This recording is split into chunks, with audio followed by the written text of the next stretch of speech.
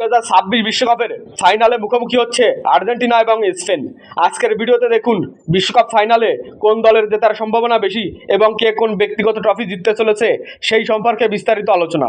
প্রথমেই জেনে আসি আর্জেন্টাইন সুপারস্টার লিওনেল মেসির এই বিশ্বকাপে ব্যক্তিগতভাবে কি জিতবে। এই বিশ্বকাপের প্লেয়ার অফ দ্য টুর্নামেন্ট অর্থাৎ গোল্ডেন বল জয় করা এক প্রকার নিশ্চিত হয়ে গেছে লিওনেল মেসির। তাছাড়া সব থেকে বেশি গোল এবং অ্যাসিস্ট করে গোল্ডেন বুটের দৌড়ে এগিয়ে আছেন মেসি।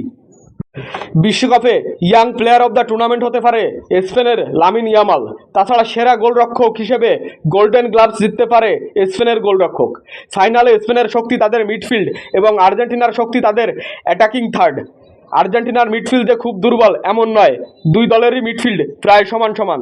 লিওনেল মেসির প্রেডিকশন অনুযায়ী এইবার বিশ্বকাপের জয়ের দৌড়ে আর্জেন্টিনা এবং স্পেন 50-50 চান্স রয়েছে। অনেক জরিপ সংস্থা এগিয়ে রাখছে স্পেনকে, আবার তেমনি অনেক জরিপ সংস্থাও এগিয়ে রাখছে আর্জেন্টিনাকে।